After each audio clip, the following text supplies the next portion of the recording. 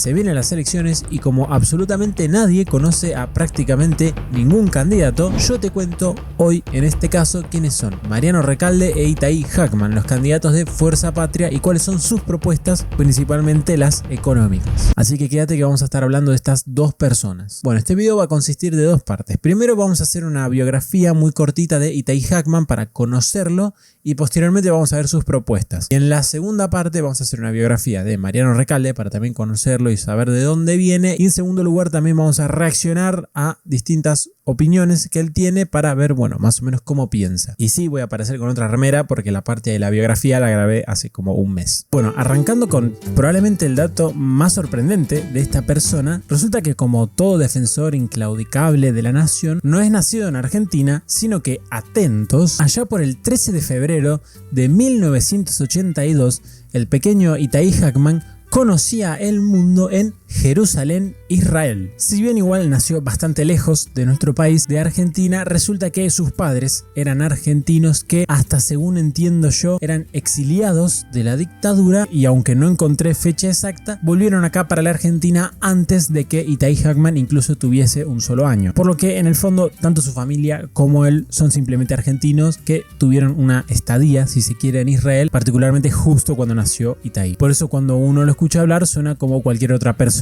que hubiese nacido aquí en el país del mate. De hecho tiene esas pinceladas, esos detalles que debe tener, no sé, el 20% de los argentinos, y es que llegó a ser inferiores, llegó a jugar en inferiores del prestigiosísimo Club Atlético All Boys. Yendo un poco más a lo que nos interesa, su primer estudio fue un posgrado en educación popular en la Universidad de Madres de Plaza de Mayo, universidad que recientemente, hasta donde tengo entendido, fue cerrada porque saltó justamente que desde 2020 hasta 2022 solamente se habían recibido 16 personas, o sea, es una universidad que no sirve para nada. Pero bueno, igual esto no implica necesariamente nada sobre el prestigiosísimo posgrado en educación popular, que por cierto busqué qué carajo es esto de la educación popular. Estoy leyendo y resulta que es una manera de entender la educación como un proceso emancipador, descolonizador, político, social de América Latina, y todo un piripipí de cosas que en pocas palabras fue diseñado por un filósofo y pedagogo marxista, que en resumen es agregar esa visión de patria grande, o sea, de entender a toda América Latina como una región entera que debe liberarse de los yugos del imperialismo y que forme toda una región integrada como si fuese una Unión Soviética pero latinoamericana. Y entonces agarran esa visión y se la impregnan a la educación. En otras palabras, yo no mandaría precisamente a mis hijos a estudiar a una escuela donde Itaí Hackman es profesor. El Adri de la otra remera te interrumpe un segundo para contarte que abrí una comunidad gratuita de Telegram. Es básicamente un canal donde voy a empezar a subir información económica todos los días. Daily Economics se llama. Ya está funcionando efectivamente. Creo que en 3 o 4 días superamos las 300 personas, si no me equivoco. Y bueno, vamos a hacer muchos más. Además, el canal tiene asociado un grupo para que puedan hablar entre ustedes, para que puedan hablar conmigo, me puedan hacer preguntas, etc. Y además lo importante es que en este canal no vas a tener simplemente noticias, porque para eso, bueno, puedes ver el noticiero, puedes ver YouTube, puedes ver Twitter, sino que acá vas a tener mi interpretación diaria de lo que pasa en la economía todos los días. Así tenés un panorama general para entender qué es lo que pasa, no simplemente noticias, y también un panorama bastante general para poder saber lo que tal vez podría llegar a pasar en el futuro. Así que bueno, tenés el link en la descripción o en el primer comentario fijado. Acuérdate que es gratis y bueno, te espero allá. Y posteriormente, bueno, hice una licenciatura en algo un poquito más normal, que en este caso es la licenciatura en economía, o sea, es economista. Actualmente tengo entendido que está haciendo una maestría en Flaxo, la Facultad Latinoamericana de Ciencias Sociales. Otra vez, como vemos, está toda esta onda patria grande latinoamericana en el medio. Y bueno, hasta acá con sus estudios. Ahora vamos con el tema laboral, y resulta que arrancó trabajando para una empresa que vendía relojes. Él vendía los relojes en la calle. Después fundó una agrupación universitaria llamada La Mella, y resulta que en 2010, o sea, ya a los 27 años, casi 30 años, fue elegido presidente de la Federación Universitaria de Buenos Aires, que es como una especie de superorganismo extraoficial que nuclea a un montón de centros de estudiantes. Todos estos centros, a su vez, tengo entendido, únicamente de la UBA, ¿no? O sea, tiene carrera política en la universidad, este muchacho. En 2012 conformó un partido político llamado Marea Popular, un partido de izquierda, feminista, o sea, en su momento crítico del kirchnerismo, o sea, esta gente está a la izquierda del kirchnerismo, partido por el cual Itaí encabezó la lista a diputados nacionales por Capital Federal en el Frente Político Camino Popular, una mezcla de varios partidos políticos anticapitalistas, antiimperialistas y toda esa onda socialista, y bastante fiel a ese lado del espectro ideológico terminaron sacando un honroso 1,81%. Y en esta elección me encontré la increíble sorpresa de que ya para esta época existía un partido libertario que sacó el caudaloso porcentaje de 0,34%. Misma elección en la que, por cierto, Massa ganaría en provincia de Buenos Aires siendo opositor al kirchnerismo. Después, en 2016, conformó el partido Es Ahora Buenos Aires dentro del Frente Unidad Porteña en las elecciones legislativas de 2017, donde no lograría pasar las PASO, pero sí ya conformando espacio con mucha más gente peronista. Resulta que Itaí se fue dando cuenta que en la política argentina es muy difícil entrar y tener relevancia siendo de izquierda y sin ser peronista o radical. Para tener relevancia siendo de izquierda tenés que ser o peronista o radical, porque ahí es donde están todos los zurdos. Luego llega un hito para la carrera de Itaí, que es la fundación del partido político Frente Patria Grande, que es el partido político de Grabois. Resulta que Itaí es uno de los miembros más importantes de este partido, bien latinoamericanista, feminista, de izquierda popular, toda esa onda de socialismo del siglo XXI, pero adaptada a la miseria latinoamericana, que busca incentivar la inmigración totalmente descontrolada, repartir tierras, reforma agraria, esas cosas. Luego el Frente Patria Grande se une al Frente de Todos, que es el partido político peronista con el cual en el 2019 Alberto, Cristina y Massa le ganan la elección a Macri, y en esa misma elección Itaí Hackman fue elegido como diputado nacional por el Frente de Todos, y desde ese momento que tiene bastante más relevancia. Y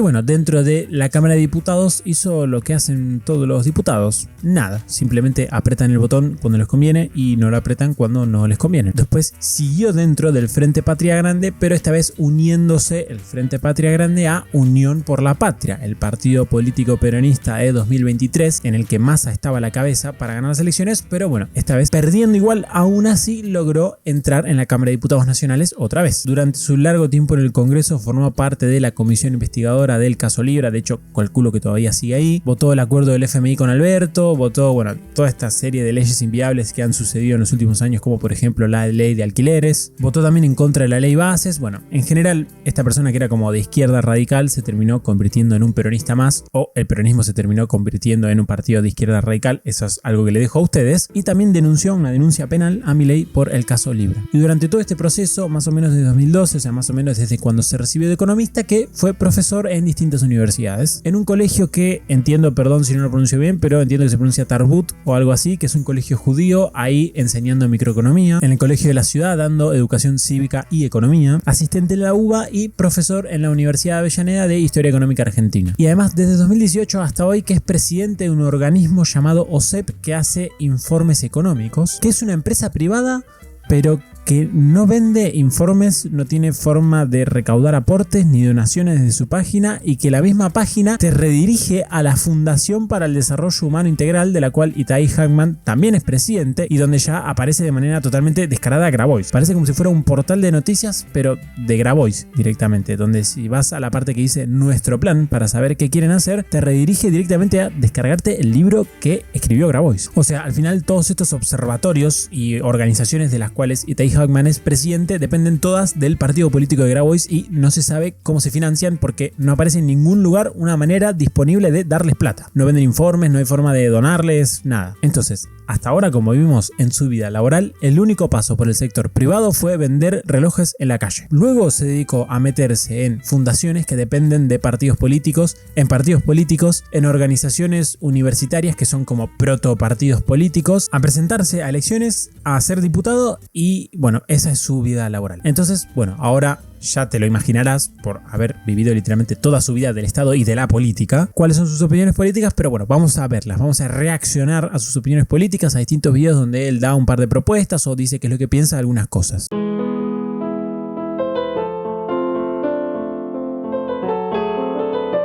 Estoy grabando esto a las 11:20 de un domingo, así que la paja que tengo ahora mismo es mucha y la paciencia es muy poca, así que nada, hoy no tengo tolerancia con las pelotudeces. ¿Cuál fue el mejor y el peor presidente de la Argentina del 83 para acá? Nada que ver, ¿no? Se supone que vamos a ver sus propuestas, no las mías. Pero si ustedes tuviesen que responder esta pregunta, ¿qué responderían? ¿Cuál les parece el mejor presidente? Porque realmente es una elección muy complicada, ¿o no? Creo que el mejor mandato ha sido evidentemente el primero de Menem, ese ha sido el mejor, pero el mejor presidente, porque Menem también tuvo el segundo, en el que ya no corrigió todos los desequilibrios que tenía y terminó en el desastre del 2001. Entonces me cuesta mucho quedarme con alguien. A Milei no lo cuento porque todavía su mandato no terminó, ¿no? O sea, habría que esperar que termine su mandato. Realmente me parece una elección que es imposible. Para mí, sin lugar a dudas, la mejor fue Cristina. El peor... Cristina mejor que Néstor. No porque haga una comparación entre ellos dos. Son el mismo proyecto político, está claro, ¿no? Ok, pero ¿por qué ese periodo te pareció mejor que el Porque anterior? creo que... Bueno, acá hay algo muy interesante de lo que hablar, que yo creo que es algo que relata muy bien esta persona, ejemplifica muy bien esta persona en realidad, Itai Hackman, y es la radicalización que hay hoy en día del kirchnerismo, del peronismo. Es muy raro si vos le preguntás, sobre todo a un dirigente político kirchnerista hace 4 u 8 años, que eligiera entre el gobierno de Néstor y los gobiernos de Cristina, te diga los de Cristina. La gran mayoría prefería los de Néstor. No solo porque tuvo mejores resultados económicos, que yo he sido muy defensor de que no son mérito de él, pero no importa, tuvo mejores resultados económicos al fin, sino que ideológicamente era una jugada mucho más viable de parte de la dirigencia política preferir o decirle al público en realidad que prefiera a Néstor antes que a Cristina. ¿Por qué? Porque Cristina es una versión radicalizada de Néstor Kirchner ideológicamente. O sea, es mucho más de izquierda en la praxis también, no solamente de forma etérea porque ella es más de izquierda y punto, no, en la práctica es mucho más de izquierda. Y de hecho, Alberto un poco fue eso. Cuando ganó Alberto en 2019, para compensar que esté en la fórmula presidencial la cara de Cristina, que es alguien muy radical, lo pusieron a Alberto, que es mucho más tranquilo. Bueno, hoy el kirchnerismo, independientemente del tono de su discurso y del tono de las personalidades que tienen, que son hoy mucho más tranquilas, tal vez él es un chabón tranquilo, Recalde también es un chabón tranquilo, etc. Ideológicamente responden mucho más a lo que representó el gobierno de Cristina que el gobierno de Néstor. Y lo peor es que van por más, o sea, están incluso más radicalizados de lo que estaba en promedio la dirigencia política kirchnerista en esa época, en la época de Cristina. Este chabón en ese momento, en el momento en el que gobernaba Cristina Fernández de Kirchner, desde 2007 hasta 2015, no estaba adentro del peronismo. ¿Saben dónde estaba? Estaba en la izquierda, no en el partido de Miriam Bregman, pero en partidos similares, en partidos de izquierda. ¿Por qué? Bueno, porque ideológicamente este chabón está mucho más cerca de Miriam Bregman que de lo que era el peronismo cuando gobernaba Cristina. O sea, imagínate vos los radicalizados y el giro hacia la izquierda que tienen hoy, que esta persona que cuando gobernaba Cristina estaba en la izquierda, hoy forma parte del peronismo. Y ahora vamos a ir viendo con las ideas que tiene cómo efectivamente esto se cumple, pero ya con lo poco que dijo, nada, nos da una clarísima señal de que si vuelven al poder, realmente... No quiero ni decir lo que va a pasar. Los principales avances en materia de recuperación de la soberanía sobre sectores estratégicos de la economía argentina, las políticas más distributivas, las políticas sociales más audaces. Me encanta igual porque el chabón dice no, porque durante el gobierno de Cristina se tomaron las decisiones más audaces, más de recuperación de soberanía y qué sé yo, y Cristina agarró una economía que crecía al 8%, la devolvió estancada, agarró una economía donde se creaba empleo, devolvió una donde no se creaba empleo, agarró una economía con 30 y pico % de gasto público, lo devolvió con 45, si no me equivoco, 46%.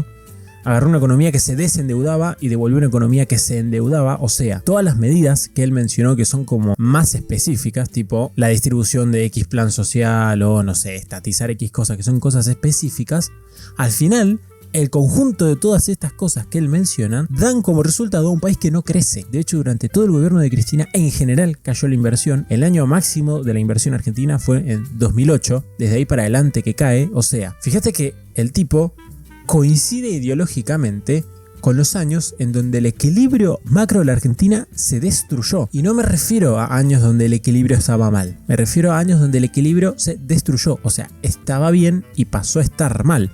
¿Esto qué quiere decir? Que si este tipo vuelve al poder y sus ideas se transforman en praxis política, se transforman en lo que termine haciendo el Estado, bueno, vamos a tener un equilibrio macro incluso peor que el de ahora, porque encima el tipo te defiende como la intención del gobierno, no, las políticas sociales más audaces. Pero el resultado de las políticas sociales más audaces, que eso es discurso, nada más fue que Cristina agarró un país donde la pobreza caía, descendía y devolvió un país donde la pobreza subía. Entonces, ¿de qué política audaz me estás hablando? De nuevo, el chabón defiende medidas, pero en ningún momento te habla de los resultados. Y es porque evidentemente son malos, más allá de que él los ignore porque es deshonesto o los ignore porque realmente no los tiene en cuenta, que yo creo que es lo segundo. O sea, de nuevo, si vos corrías por izquierda al gobierno de Cristina es porque evidentemente tu diagnóstico de la realidad es totalmente soviético.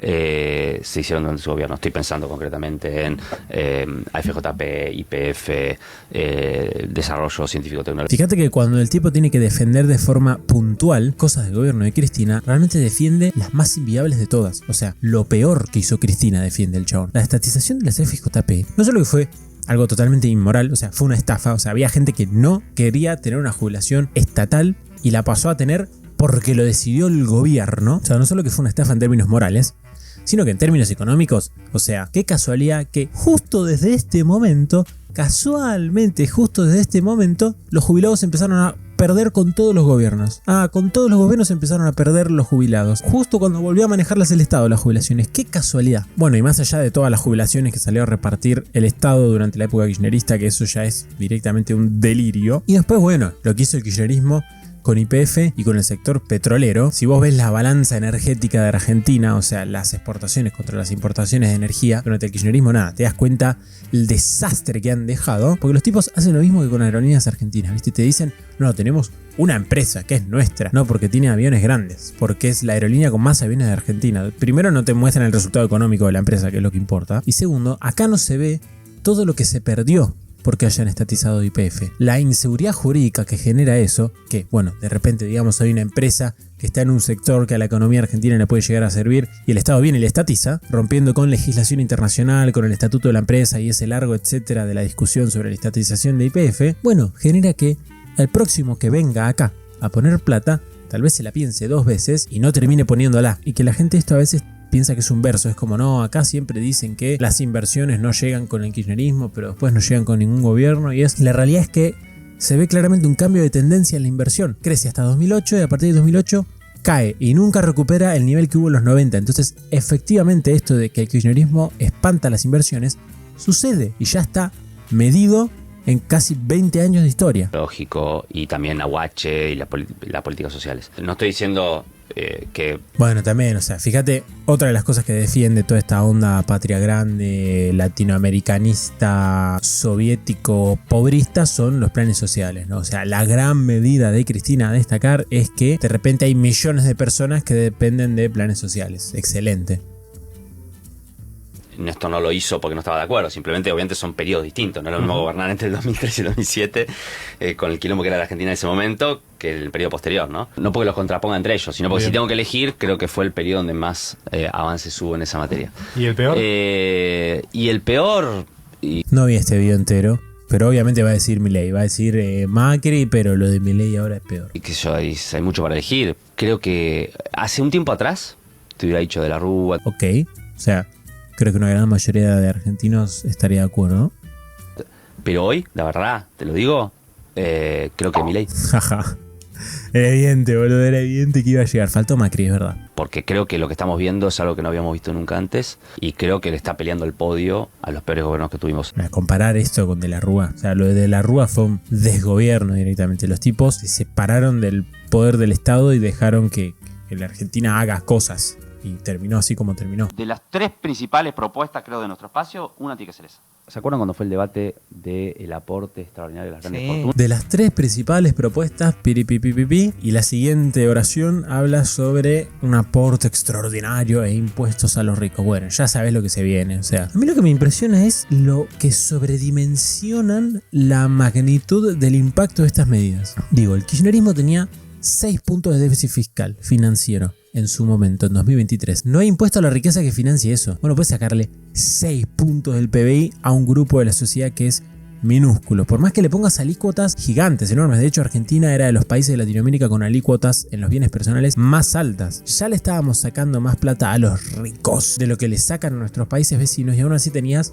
6 puntos de déficit fiscal. Entonces, ¿qué mierda es lo que querés solucionar con el impuesto a los ricos? Digo, hoy lo puedes poner altísimo. ¿Y qué? Más allá de que es un impuesto que es súper dañino porque recauda muy poco en relación al daño porcentual que le haces al patrimonio de la gente, ¿no? Por eso, por ejemplo, el impuesto a las ganancias o el IVA en muchos países, esos impuestos son de los más exitosos me refiero a extendidos en el mundo. ¿Por qué? Porque el daño que le haces al patrimonio de la gente al que le cobras ese impuesto no es tan grande, pero recaudas un montón de plata. ¿Por qué? Porque se lo cobras a todo el mundo. Yo no lo estoy defendiendo, estoy diciendo que está extendido, o sea que los estados lo hacen. Bueno, el impuesto a los bienes personales es exactamente lo contrario, le haces un daño patrimonial muy grande, pero por más que tengan un montón de guita, como el grupo de gente es muy reducido, recaudas poca plata. Entonces el ratio, si se quiere, recaudación, daño patrimonial, te da como el orto. Entonces terminas haciendo mucho más daño porque la gente se va para no pagar ese impuesto del beneficio que se lleva el Estado por recaudarlo. Y por eso mismo, de hecho, hay una tendencia en el mundo a empezar a disminuirlo este impuesto. Porque no funciona. Que fue una cosa excepcional durante la pandemia. Bueno, hay que hacer eso permanente. O sea, tiene que haber un impuesto a la riqueza permanente, un aporte a las grandes fortunas permanente, un impuesto a las ganancias que sea progresivo. Yo creo que hay que avanzar en construir jurídicamente la figura del grupo económico. Impuesto a las ganancias progresivo. O sea, hoy ya la alícuota máxima, si no me equivoco, es 35%. ¿Qué quiere? ¿Una alícuota de impuesto a las ganancias de 50%? ¿Cuántos más impuestos puedes cobrar? Aparte me encanta porque mira, en Argentina la inversión cae hace básicamente 17 años. Hace 17 años que cae la inversión, ¿no? Y por eso no tenés crecimiento económico. Bueno, ¿cómo lo solucionás? Cobrando impuestos a las ganancias. O sea, haciendo que los proyectos empresariales sean menos rentables que antes. ¿Y por qué pensás que va a aumentar la inversión? Así. No va a aumentar la inversión, va a caer la inversión. Y uno puede decir, no, bueno, pero invierte el Estado. Primero ahí hay un tema de magnitudes. O sea, el Estado no tiene tanta plata como para invertir. Si vos haces que todo proyecto empresarial en la Argentina sea inviable, te perdés de toda la plata que pueda venir de afuera y te quedas limitado a la capacidad de ahorro que tiene la economía argentina, que es muy pequeña. Y segundo, bueno, que ya lo sabemos de sobra, el Estado es considerablemente peor inversor que el sector privado. Por eso en Argentina, conforme el Estado fue acaparando una porción mayor de la economía, la productividad fue cayendo. O sea, lo que produce la persona promedio de Argentina es menos que lo que producía antes relativamente respecto del mundo. ¿Por qué? Bueno, porque un obrero que trabaja para una constructora privada es mucho más productivo que un obrero que trabaja para una constructora pública. ¿Por qué? Porque la pública probablemente esté construyendo algo que no sirve, algo que no demanda el mercado. No así la privada, que si no construye algo que demanda el mercado, quiebra. Porque a veces hablamos de las empresas como si fueran una unidad homogénea, y no es lo mismo una pyme que un grupo económico que tiene 10, 20, 50 empresas. Esa discusión yo creo que hay que darla sin miedo a que eso genere que nos digan, pero ustedes quieren cobrar. No, yo no quiero subir los impuestos. Quiero subir los impuestos, si querés, a algunos. Y entre otras cosas... Perdóname, pero el peronismo le sube el impuesto a todos. A los pobres, sobre todo, la inflación. En 2023, el impuesto inflacionario llegó a tener una magnitud similar a lo que recauda el IVA, que es más o menos 7% del PBI. Impuesto cuyo daño patrimonial del que hablábamos antes es mayor para la gente más pobre. Así que no, ustedes no vienen a cobrar impuestos a unos pocos. Ustedes vienen a cobrar impuestos a todos. Porque es lo que han hecho desde que existen. El peronismo desde que existe, que siempre es con periodos de mucha inflación, salvo con Menem. Para poder bajárselos a otros, para una pyme o para un grupo de emprendedores. Y esto también es una pavada. O sea, cobrarle impuestos a los ricos para después bajárselos a otros no funciona, no da numéricamente. ¿Por qué? Bueno, porque el impuesto a los ricos recauda muy poco. Entonces el porcentaje que le vas a poder bajar a los otros impuestos que no son para los ricos es muy pequeño. Además de que en paralelo a todo esto te hablan de aumentar un montón de gastos. Entonces, en el fondo no van a bajar impuestos. ¿Por qué? Porque están aumentando el gasto, punto. O sea, los impuestos tienen que subir, ya sea en forma de inflación, en forma de deuda, o sea, impuestos futuros, o en forma de los impuestos de toda la vida. O para el IVA, ¿no? O para el consumo. Siempre se dice, ¿no? Hay que hacer una reforma tributaria. Bueno, esa discusión tributaria tiene que ser de las 3 principales propuestas, creo, de nuestro espacio. Una tiene que ser esa. Bueno, nada, seguro que esta vez sale bien. Acá no, chicas. Hay niños. ¿Quién sos, flaco? No se metan con mis hijos. ¿Dónde están tus hijos? No, bueno, hablo de los hijos en general. Estamos en una plaza. Que yo sepa, estamos en un país libre. No, sí, por supuesto. Pero desde que ganamos las elecciones, nosotros terminamos con ese asunto de la ideología de género. ¿Qué? Chica, no es nada contra ustedes. De verdad. Ustedes en su casa hagan lo que quieran, pero acá no queremos que se contagie el temita de la pedofilia. ¿Pedofilia? No, vos estás enfermo. Enfermo sería si hablara de niños envaselinados. Es que justamente lo que No, a ver, dijiste... chicas, digan que son amigas, que son como hermanas. Eso a mí no me jode. No. Chicas, ¿quedó claro? Yo ahora, o sea, digamos... ¿Por qué te...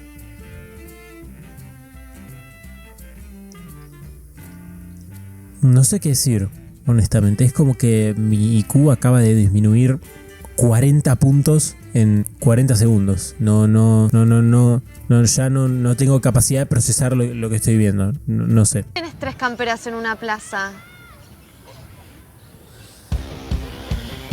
¿Te parece un delirio?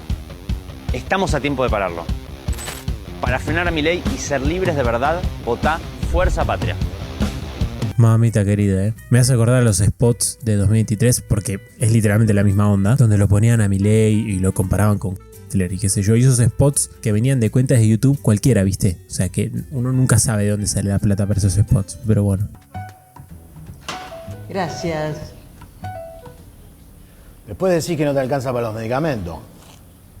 Trabajé toda mi vida, ¿no me puedo tomar un café? ¿De qué trabajaste? ¿Ama de casa? Eso no es trabajar. Se ve que nunca hiciste nada en tu casa. No sé. En este video hay una maldad que es tremenda. Este actor que hace como de Milei le dice, mirá, vos estás jubilada, pero no deberías porque nunca trabajaste, ¿no? Y ella le dice, sí trabajé, soy ama de casa, que está haciendo referencia a la moratoria. O sea, que el kirchnerismo se puso a regalar jubilaciones porque al parecer nada, era algo que económicamente es sostenible para ellos. Se puso a regalar jubilaciones a gente que no tenía los aportes en tiempo y forma. O sea, todavía no tenía todos los aportes para jubilarse o no tenía aportes. Y el punto es que la gente se jubila después de aportar. A mí no me importa si la gente trabaja o no trabaja, que cada uno haga lo que se le cante el orto. El punto es, las jubilaciones yo primero pago y después recibo. Entonces, lo que es una inmoralidad, lo que está mal moralmente y económicamente ni te hablo, ¿no? Ya estamos viendo hoy las consecuencias, pero lo que está mal moralmente es que vos recibas, pero no hayas pagado antes. Se entiende porque hoy en día, más o menos de cada 100 personas que están recibiendo, solamente pagaron entre 40 y 30. O sea, se entiende el desastre que es esto, que más de la mitad no formó parte del grupo que pagó durante toda su vida, pero hoy todos ellos sí que cobran. Entonces, esta pelotudez que dice el video, que obviamente es a propósito, esto no lo hacen sin querer, no es que vos no tenés derecho a una jubilación porque no trabajaste. A mí no me importa si trabajaste o no. Vos tenés derecho a una jubilación en el momento en el que cumpliste con la obligación anterior, que es pagar. Vos recibís después de pagar. Acá el problema es que el kirchnerismo, como son así, o sea, como los tipos reparten planes sociales, o sea, como en general fomentan que la gente no labure, se le empezó a dar plata a un montón de gente que anteriormente no pagó. O sea, hoy la plata que debería de ir solamente para aquellos que han aportado se está repartiendo entre un montón de gente que no aportó. O sea, si vos aportaste durante toda tu vida, básicamente te cagaron. ¿Por qué? Porque vino Cristina y dijo, mirá, esos son tus aportes de tus 40 años de trabajo. Bueno, ahora se los voy a dar a él también, que no aportó, pero quiero que me vote. Entonces, bueno, nada, 40 años de tu esfuerzo, lo vamos a partir a la mitad y 20 te los voy a dar a vos. Y 20 se los voy a dar a él, que no hizo nada para tener esos 20 años de esfuerzo tuyo, pero quiero que me vote. Lo que hicieron con las jubilaciones es literalmente eso. Ahora, que haya una enorme parte de la población argentina que sea infantil, o sea, que tenga el razonamiento de un niño y piense que la gente tiene derecho a la jubilación porque sí. Porque vos nacés y en tu código genético dice, a partir de los 60 años voy a recibir una jubilación. Bueno, hermano, eso es tu culpa. O sea, bienvenido al mundo real. Los recursos de algún lado sale normalmente del esfuerzo humano de la gente. Entonces, si vos no fuiste parte de ese esfuerzo humano, que es aportar, no trabajar, vos pudiste haber trabajado pero no haber aportado, que es distinto. Si vos no formaste parte de ese esfuerzo humano, vos no deberías de recibir el esfuerzo humano después, que sería en forma de jubilación, ¿no? Nada, esto es una de todas las inmoralidades que pregona el kirchnerismo en general, de empezar a repartir plata sin importar quién hace qué. Generada fiscal, señora, nos vamos a fundir todos. Ahora que ganamos las elecciones, usted tiene que salir a buscar trabajo. Se acabó el curro de las jubilaciones. Tengo 75 años. ¿De qué voy a trabajar? Algo va a encontrar. ¿Escuchó hablar de las criptomonedas? ¿Por qué no se hace un cursito de trading? ¿Me dejas una? Algo le tengo que llevar a Cari. ¿Te parece un delirio? Estamos a tiempo de pararlo. Para frenar a Milei y ser libres de verdad, votá Fuerza Patria.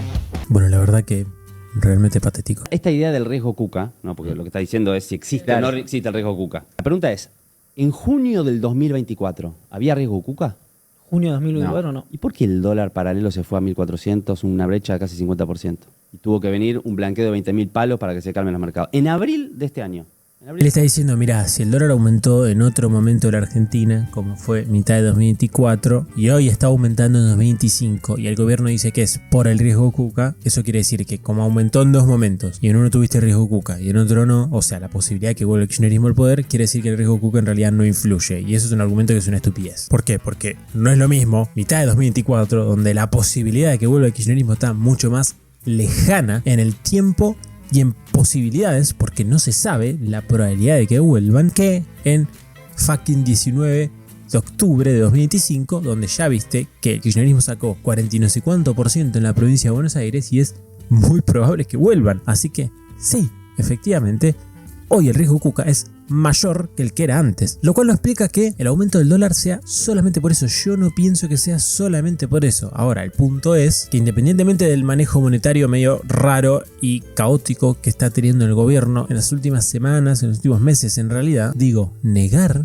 que al mercado no le gusta que vuelva el kirchnerismo, o sea, es vivir en una realidad paralela. Este chabón es economista y él lo sabe, pero no lo dice porque no le conviene. O no, porque como es uno de estos economistas que viven en una realidad paralela, que para ellos la economía es un vehículo político para luchar contra el poder. O sea, realmente se comen un discurso de que están en una película, en vez de que la economía es la producción de bienes y servicios, punto. ¿No? Pero no, para ellos están en una lucha de clases, de los pobres contra el poder, y casualmente ellos que están en el organismo más poderoso de todos, que es el Estado, forman parte de los pobres. Bueno, nada, en una realidad paralela. Abril de este año. ¿Había riesgo Cuca?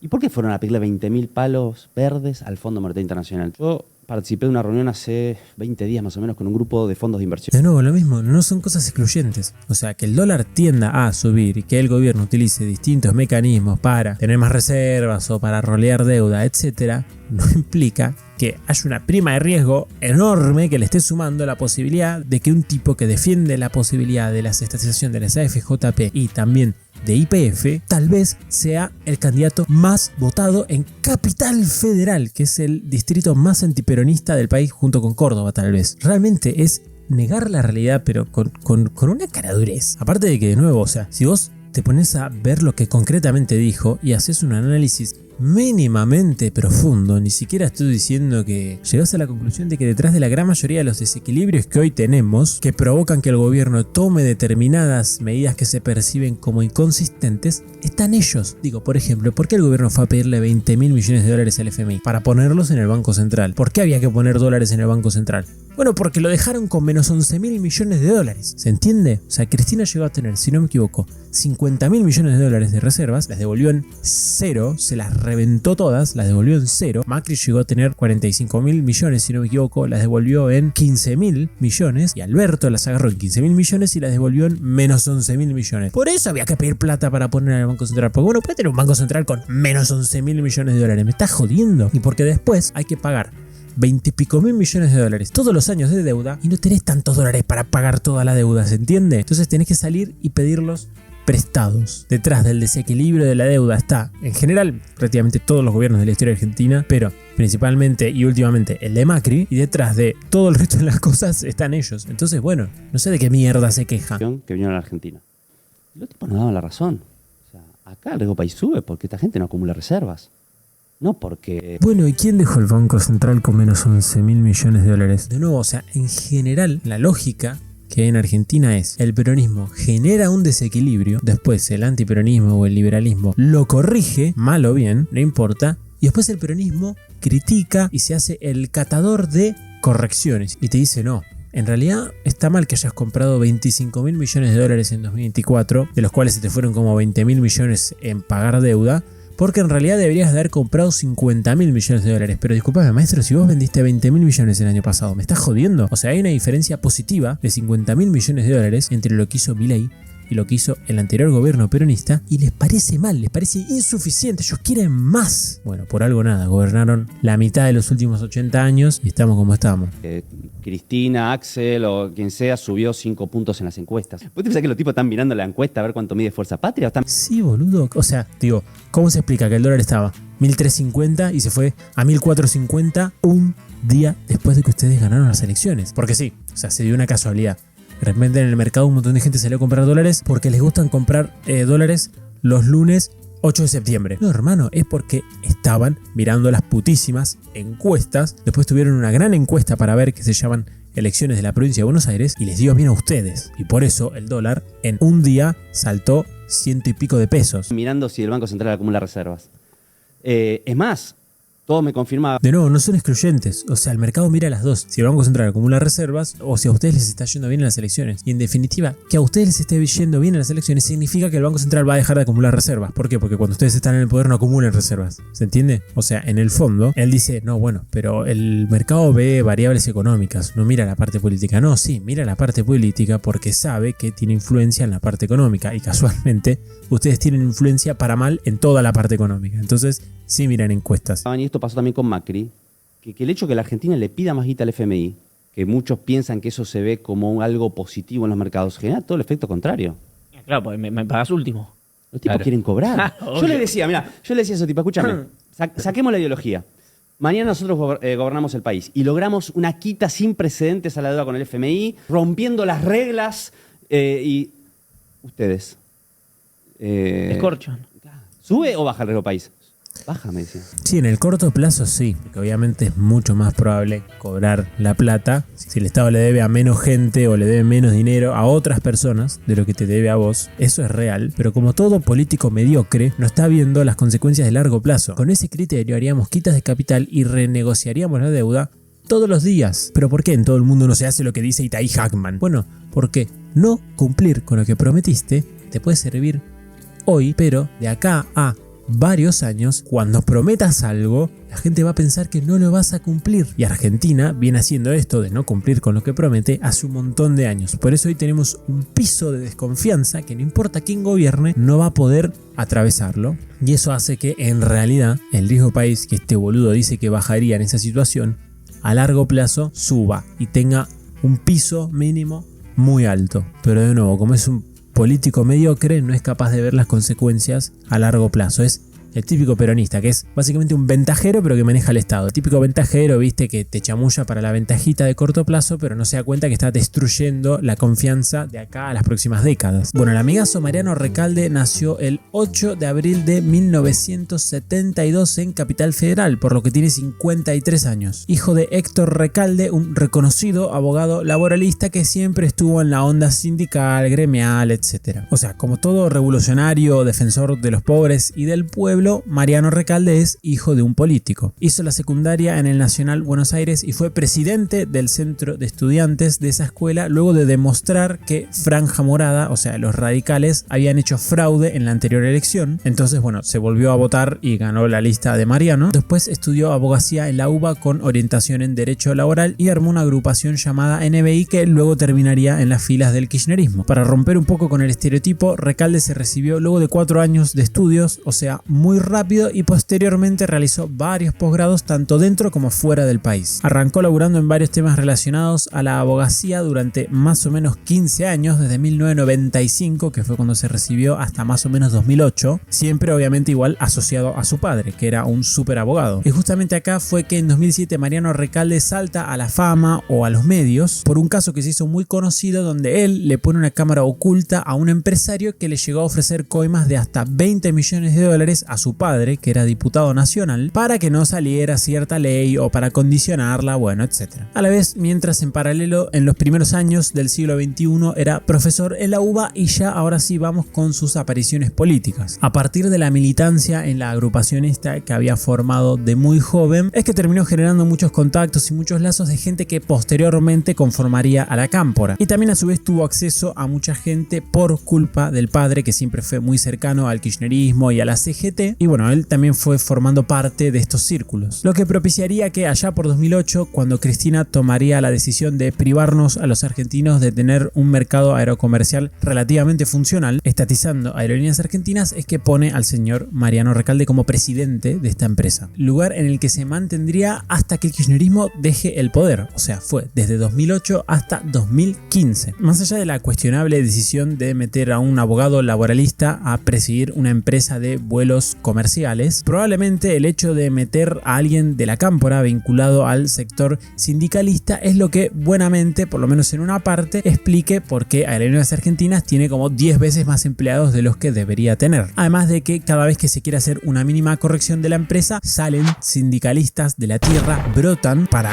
romper absolutamente todo. Además de que, bueno, recién en 2024, muchos años después de que se estatizó, fue el primer año donde esta empresa no registró pérdidas, porque obviamente lo que más necesitan los pobres es ser copartícipes, justamente a través de los impuestos, de las pérdidas millonarias de una empresa de vuelos comerciales. Bueno, después de que el kirchnerismo destruya completamente la industria aerocomercial de Argentina y nos obliga a vender un riñón cada vez que queremos hacer un vuelo en Argentina, todo con la excusa de proteger la industria nacional y qué sé yo, el señor Mariano Recalde se candidateó allá por 2015 para jefe de gobierno. Recordemos esto en Capital, siendo además el mismo año en el que Macri ganó las presidenciales, ¿no? 2015. Y bueno, resulta que el pelado Larreta le rompió bien el orto, incluso quedando el señor Mariano Recalde por debajo del señor 125. Posteriormente, en las elecciones legislativas de 2017, el señor Recalde se candidateó para entrar en la legislatura de Capital Federal, o sea, como legislador por Capital, no legislador nacional, esta vez sí cumpliendo su cometido y entrando a la Cámara. Durante su gestión se encargó de tirarle mierda al PRO por la particular costumbre que tiene de gastar como el orto la plata y de chorer a dos manos, lo cual me parece muy bien. Además de propulsar todo eso de la integración de las villas y de regalarle un montón de plata a gente que no paga impuestos. Pero bueno, como la legislatura de Cava no le importa a nadie, allá por 2019 se candidateó a ser senador nacional por Capital Federal. Recordemos también en la misma elección en la que gana Alberto las presidenciales y bueno, esta vez nuevamente cumplió su cometido y entró a la Cámara de Senadores Nacional. Y desde ese momento hasta el día de hoy que sigue en la Cámara y justamente vence su mandato ahora en 2025 por Unión por la Patria, ¿no? Recordemos. Y a la vez de todo esto, desde 2020 está en el Consejo de la Magistratura como representante del Senado. Y con el tiempo, bueno, Recalde fue volviéndose uno de los tipos más importantes del peronismo. De hecho, hoy es presidente del Partido Justicialista en Capital, o sea, es el peronista más importante de Cava. Y ahora sí, una vez que conocimos ya al candidato a senador por Fuerza Patria en Capital Federal, vamos a ir con su forma de pensar, con sus propuestas, etc. Ya este modelo económico está fracasado. Un modelo económico que dicen bajaron el gasto.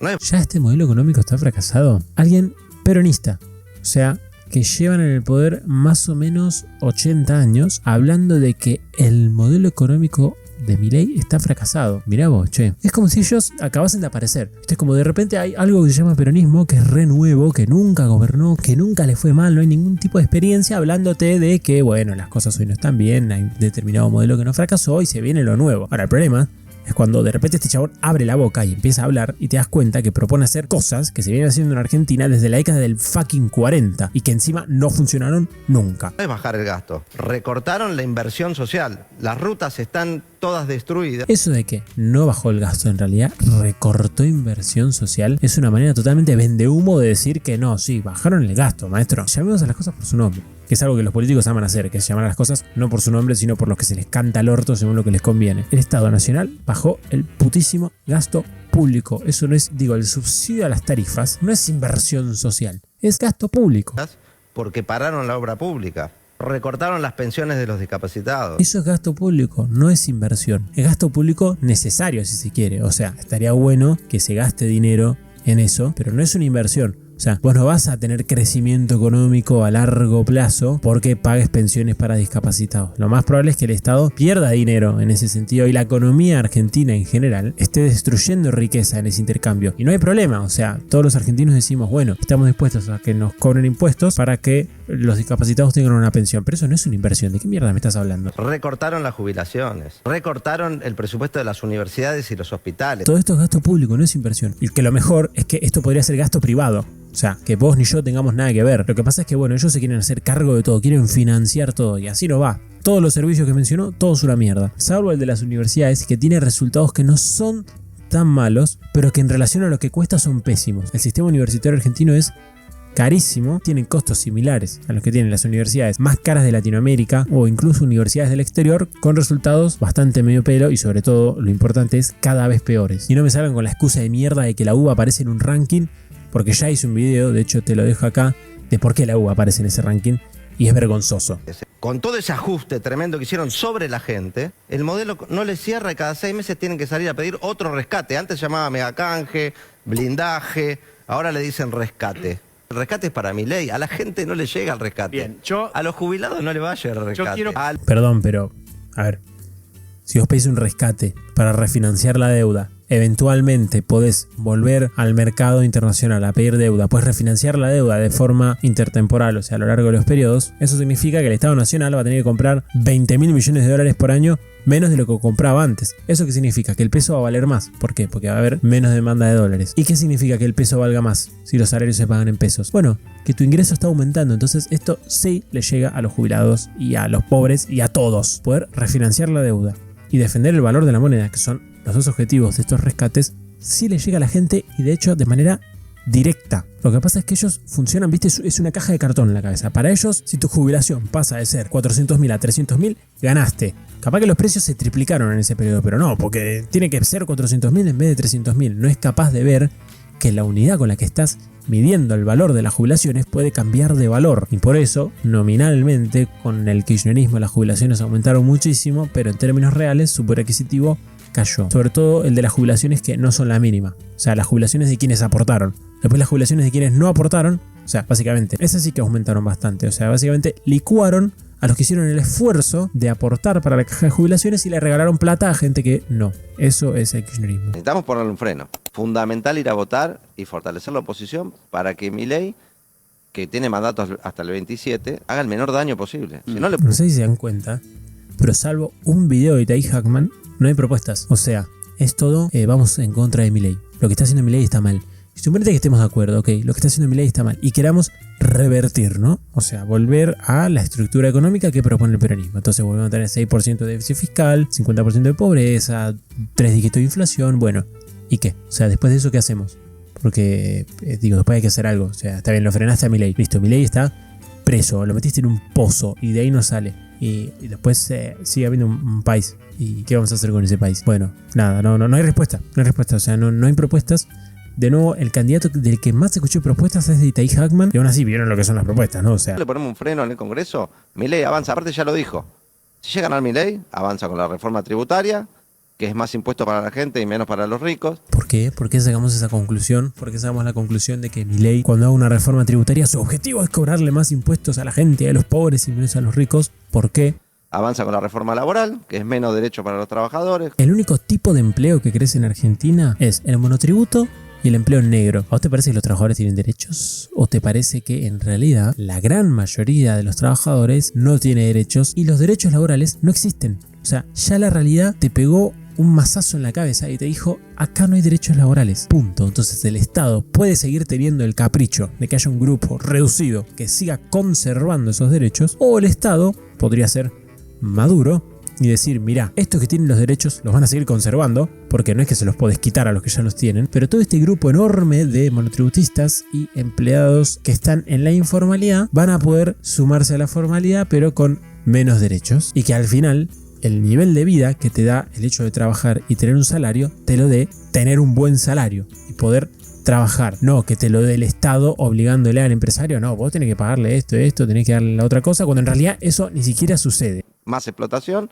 y con la reforma previsional, que es aplastar las jubilaciones, es ponerle un freno. La reforma previsional es aplastar las jubilaciones. Me encanta porque, literalmente, quienes aplastaron las jubilaciones fueron ellos. O sea, las jubilaciones, digamos, tenían determinada tendencia y dijeron, mira, vamos a jubilar a un montón de gente, vamos a triplicar la cantidad de jubilados, y todos los que sí tenían una jubilación legítima les pusieron un techo y a partir de ahí empezaron a caer. Y las únicas que subían son las jubilaciones regaladas. O sea, quienes se aplastaron, quienes le pusieron un techo, literalmente aplastaron las jubilaciones, son ustedes. A esta motosierra, al ajuste, a la entrega del patrimonio, al endeudamiento, a todo eso le tenemos que poner un freno. Y después recuperar la libertad.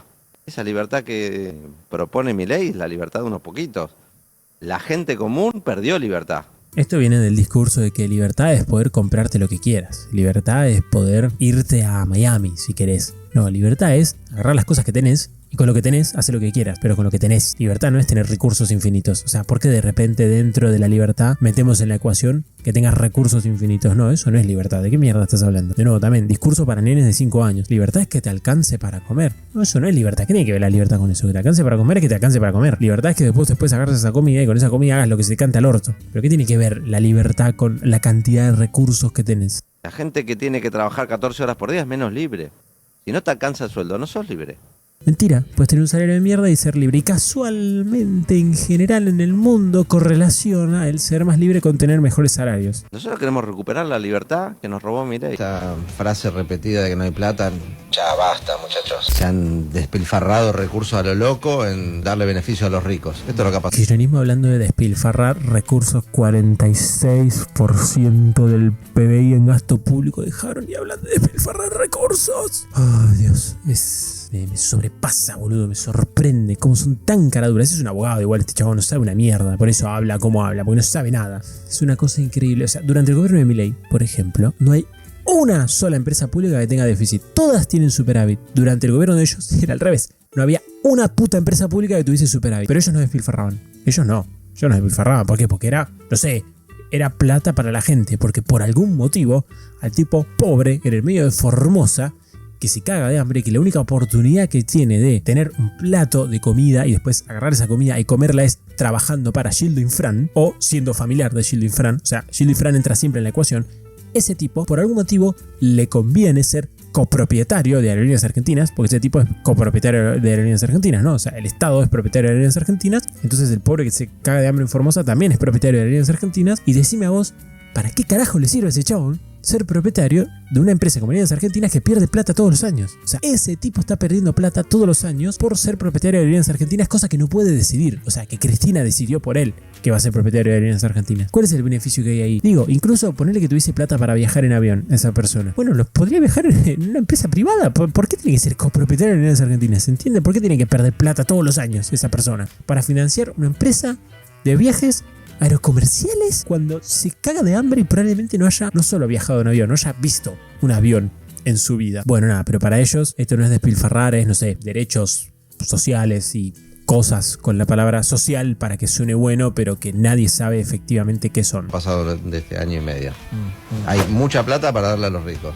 Le bajaron el impuesto a los autos de lujo, el impuesto a la riqueza por bienes personales, los blanqueos. Hay todas medidas para los ricos. Me encanta porque encima estos hijos de recontra mil puta son recontra defensores de los ricos. Digo, por ejemplo, el tener una economía cerrada, o sea, el que te cobren 250.000% de aranceles para cada producto que quieras comprar que no sea de acá Argentina. Adivina quién pierde plata y tiene ganancias por eso. Las empresas que fabrican estas cosas. Las empresas que fabrican estas cosas lo que hacen es cobrarte a vos las cosas 5 veces lo que cuesta afuera, haciéndote mierda tu salario, y todo porque este hijo de puta, por ejemplo, se le ocurrió que había que poner aranceles. Entonces tu salario vale menos porque él está protegiendo a un empresario que no sé quién es, que no me importa su vida y que probablemente consiguió esos aranceles a través de hacer lobby, influyendo políticamente para que determinado político de turno saque determinada medida. Y así funciona la economía argentina en general, de forma agregada, que es: empresarios hacen lobby, los políticos sacan leyes y le dan beneficios económicos. Y después está el resto de la población,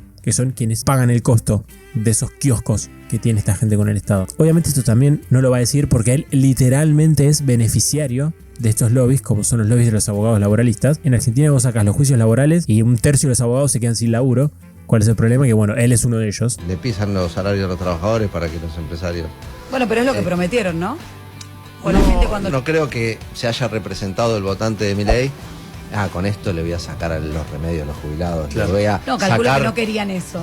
La gente perdió libertad con Milei. El consumo popular se está desplomando. Y se está desplomando por una política deliberada del gobierno.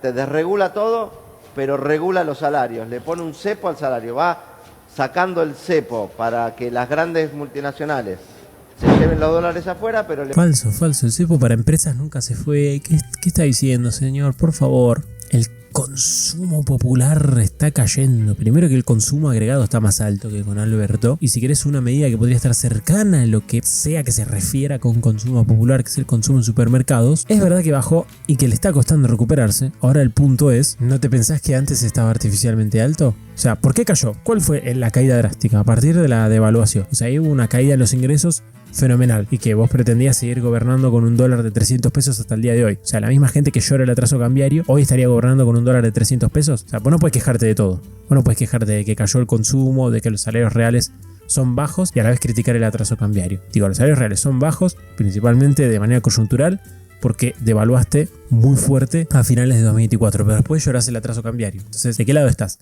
¿Del lado del dólar de 3.000 pesos o del lado del dólar de los 300 pesos? Bueno, el peronismo justamente tiene la capacidad de estar de los dos lados siempre. Y aparte de que, más allá de la explicación coyuntural, que puede estar bien o no, o sea, esto no es que los salarios están como están solamente por la devaluación, hay muchas cosas más, pero lo que explica a largo plazo que los salarios no crezcan es que no hay crecimiento económico. Y la Argentina no creció hace 14 años, dejó de crecer en el segundo gobierno de Cristina, o sea, no es que vino Macri, no vino Milei, nadie, o sea, ellos ya dejaron una economía que no crece. Y lo peor de todo es que agarraron una economía que crecía al 8% y le dejaron a Macri un gobierno sin crecimiento económico. Entonces, ¿de qué mierda te quejas, hermano? O sea, esto es resultado de sus políticas. Le ponen un cepo a las paritarias. Para llegar con más o menos con los mismos gastos que tenías, tenés que trabajar más. Sí, a eso se le llama caída del salario real. Y viene pasando hace una década y media. ¿Qué mierda estás hablando? Tenés que tener 2 trabajos. Para nosotros eso es perder libertad. No es más libertad. Dicen viva la libertad. Libertad es tener tiempo libre. Mirá la boludez que dice. Oh, Dios. Me tengo que sacar los anteojos porque con los rayos láser que le estoy tirando a la pantalla los voy a terminar prendiendo fuego. Libertad es tener tiempo libre, pero este argumento él, yo no sé si lo piensa o no. O sea, es un abogado laboralista, de los abogados realmente espero muy poco. Así que puede que lo piense de verdad. Pero lo dice porque el chabón quiere picarle en el cerebro, ¿viste? Activarle la chispita a los NPCs millennials que flashean que son únicos y que por el mero hecho de ser un humano tienen un valor, ¿no? Porque tener libertad es tiempo libre y yo me merezco eso. No, vos no te mereces nada. El tiempo libre te lo ganás por tener un buen salario, o sea, por tener buenos ingresos en realidad y poder destinar tiempo a no trabajar, y eso no está garantizado porque seas un ser humano. Tener libertad es que vos puedas hacer con lo que tenés lo que quieras. Ahora, lo que tenés, eso es responsabilidad tuya. El problema del kirchnerismo, y por eso son antiliberales, es que no te dejan hacer lo que quieras con lo que tenés. Por eso son antiliberales, ¿entiendes? No porque haya más o menos tiempo libre. Es porque con tus recursos, con tu propiedad, no te dejan hacer lo que a vos se te cante el orto. Obviamente siempre respetando los derechos de propiedad del otro, o sea, se entiende a lo que me refiero. Discurso para nenes de 5 años. Libertad es tener tiempo libre. O sea, realmente esa frase a mí me sorprende. Libertad es que llegás a fin de mes y te sobra plata. ¿Sabes cuándo sos esclavo? Cuando tenés que hacer lo que te dice otro. Por ejemplo, a mí se me ocurre que, no sé, una parte de tus ingresos estás obligado a dárselo a otra persona, o el 100% de tus ingresos. Bueno, la concha de tu madre, vos formás parte de los tipos que hacen que eso sea posible. Yo hoy no me quedo con el 100% de la plata que hago por mi trabajo y una parte estoy obligado, sin que yo haya firmado nada con nadie, a dárselo a un organismo falopa que existe, que se llama Estado, porque, entre muchas personas, existís vos. Si hoy existe algo cercano a la esclavitud es porque literalmente existe gente como vos. Eso es tener libertad. Si no, sos esclavo del trabajo, sos esclavo de las obligaciones que tenés, de las deudas que tenés. La gente perdió libertad con Milei. Bueno, nada, el kirchnerismo pretende volver al poder más comunista y soviético que nunca, así que lamentablemente si llegan, nada, este país no tiene futuro. Muchas gracias por ver este video. Acordate que está la comunidad de Telegram, te dejo el link en la descripción y en el primer comentario fijado. Es gratuita, se puede unir cualquiera. También muchas gracias a quienes están en Patreon. Acuérdense que van a poder ver el resumen semanal económico. Te dejo en la descripción el link para que te unas a Patreon. También a su vez muchas gracias a los miembros de YouTube. Muchas gracias a los miembros de YouTube por ayudarme a hacer esto posible. Si vos querés videos exclusivos o entrar al grupo de WhatsApp, no te olvides de sumarte. Puedes donarme 3 cafecitos que funciona, por ejemplo, con Mercado Pago y como siempre. Por último, te mando saludos.